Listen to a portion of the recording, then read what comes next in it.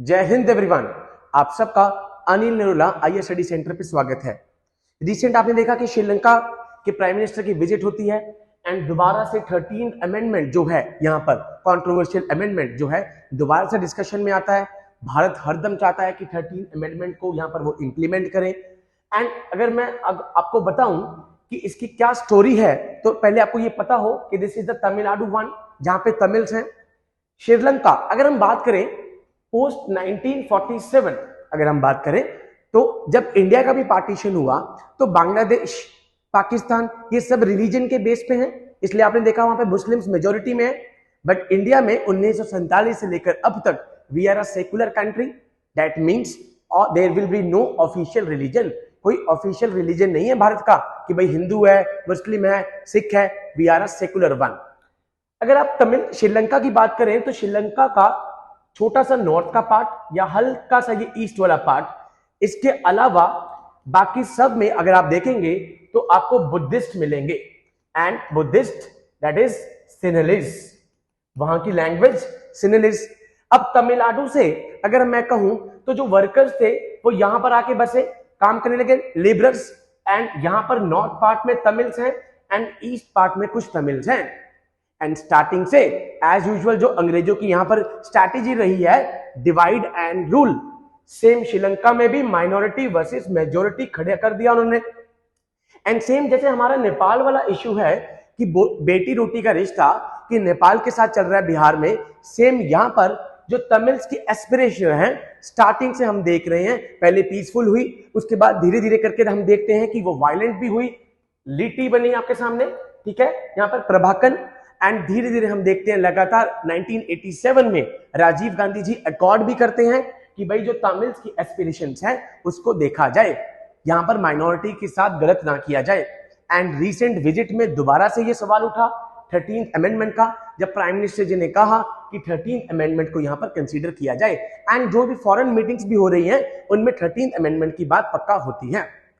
तो recently even after repeated request from India to meet Tamil aspirations and implement the 13th amendment, भाई 13th amendment करने से क्या हो जाएगा, devolution of powers, devolution of powers होगा यहां पर। एंड तमिल्स के भी जो वो कंसिडरेशंस हैं यहां पर उसको देखा जाएगा। Sri Lanka ruling party rejected the prospect, Sri Lanka ने इस प्रोस्पेक्ट को रिजेक्ट कर दिया, contending that the president of Sri Lanka had no mandate for it, भाई प्रेसिडेंट का यहां पर कोई भी मैंडेट नहीं है, ये कह के उन्होंने इसको रिजेक्ट कर दिया। Now what is this 13th amendment? मैंने आपको बताया सबसे पहले कि तमिल्स वहां पर आके बस गए तमिलनाडु से, तो वहां पे दोनों यहां पर पूरा प्रॉपर लिंक बना हुआ है। अगर मैं आपको बात कहूं there is a proper linkage between this and quite obvious है, तमिलनाडु के इलेक्शन ले लीजिए या कुछ भी हो तो यहां पर तमिल्स का जब गलत हो रहा है तो ये हर बार सवाल उठ रहा है कि तमिल्स के साथ, बिकॉज वो वहां पर माइनॉरिटीज में है, उनके साथ गलत हो रहा है। And since this is happening India want कि 13th अमेंडमेंट हो। ये स्टार्ट बड़ी पीसफुल तरीके से हुआ बट धीरे धीरे करके हमने देखा कि वो वायलेंट रूप भी हुआ बीच में। यहां पर आपको देखते हैं लिटी LTTE वायलेंट तरीके भी आए। एंड उसके बाद इंडो श्रीलंका अकॉर्ड 1987 में यहां पर प्राइम मिनिस्टर राजीव गांधी और प्रेसिडेंट जयावर्धने के बीच में हुआ, सो दैट ये जो श्रीलंका में एथनिक कॉन्फ्लिक्ट है माइनॉरिटी और मेजोरिटी, इसको सॉल्व कर सके। Now it provided for setting up provisional government across the country and made Tamil to an official language and English a link language. अभी कौन सी लैंग्वेज चल रही है? सिन्हली, वहां पर बुद्धिस्ट जिसको यहां पर एम्ब्रेस करते हैं, तो वो चाहते हैं कि तमिल को भी ऑफिशियल लैंग्वेज बनाया जाए। It also sought to address the Tamil right to self-determination. Self-determination, number one demand. Under this, the Sri Lankan government had committed to power sharing arrangement. Power sharing arrangement जो minority और majority की main problem है वहां पे, to enable all the 9 provinces, total 9 provinces हैं in the country, including Sinhalese majority areas, the right to self-govern. भाई self govern की आपको पावर देनी पड़ेगी, नॉर्थ वाला पार्ट और कुछ ईस्ट वाला पार्ट जहां पर माइनॉरिटीज तमिल्स रह रहे हैं। This is the demand of 13th this baggage. Now ये कॉन्टेस्टियस क्यों बना हुआ है दोनों के बीच में? बिकॉज इसको एक तो सिनेलिस्ट जो है नेशनल पार्टी वो भी यहां पर क्या कर रही हैं, ओपोज कर रही हैं, और लिटी भी कर रहा है। भाई लिटी क्यों कर रहा है, वो कह रहा है कि भाई ये तो बहुत ही कम है, टू लिटल। एंड जो पहले वाली कह रहे वो कह रहे हैं कि इट इज मच। भाई इतनी पावर्स हम कैसे शेयर कर दें माइनॉरिटीज के साथ। Number 2, large section of majority saw the accord and the consequent legislation as imprint of Indian intervention।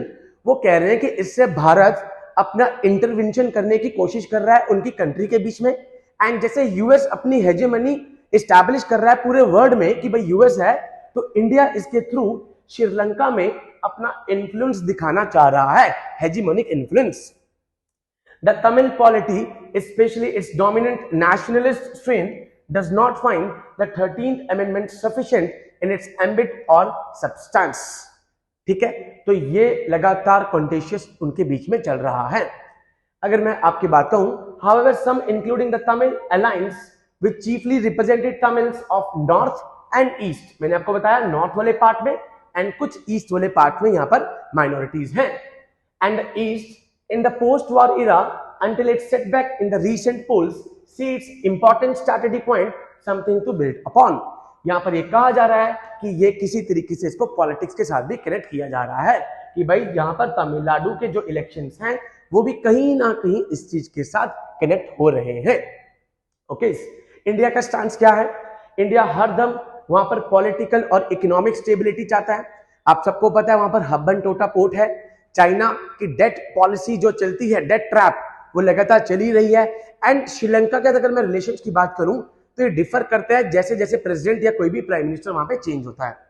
Now India तो हरदम चाहता है कि वहां पे स्टेबिलिटी बनी रहे, पॉलिटिकल स्टेबिलिटी, इकोनॉमिक स्टेबिलिटी।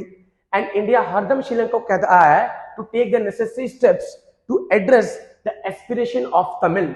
भाई तमिल कम्युनिटी, बिकॉज तमिलनाडु के नॉर्थ किस तमिलनाडु के साथ इनके रिलेशंस हैं, वहीं से वो गए रखे हैं वहां पर श्रीलंका में काम करने के लिए लिबरल्स। इसलिए इंडिया चाहता है कि 13th अमेंडमेंट को आप प्रॉपर तरीके से इंप्लीमेंट करो एंड उनको सारे राइट्स दो एंड उनकी एस्पिरेशंस को कंसीडर में लेकर आओ। 1987 में राजीव गांधी जी अकॉर्ड कर चुके हैं। India consider the full implementation of this act for achieving reconciliation with in the minority Tamil community. भाई जो माइनॉरिटीज हैं तमिल, उनके साथ वहां पे ठीक हो, इसलिए इंडिया चाहता है कि ये अमेंडमेंट यहां पर इंप्लीमेंट हो जाए। इसलिए हर बार हम देखते हैं कि फॉरेन मिनिस्टर ले लीजिए, ठीक है, हर बार कहा जा रहा है कि भाई फॉरेन पॉलिसी इसमें कंसीडर किया जाए। जब भी कोई भी प्राइम मिनिस्टर या प्रेसिडेंट विजिट करता है तब 13th अमेंडमेंट की बात होती है। रिसेंटली अभी श्रीलंका के साथ मीट हुई थी, इसलिए 13th अमेंडमेंट दोबारा से न्यूज में आया। सो ऐसी और करंट अफेयर्स के लिए आप हमारा चैनल देखते रहिए। जय Hind to all, take care.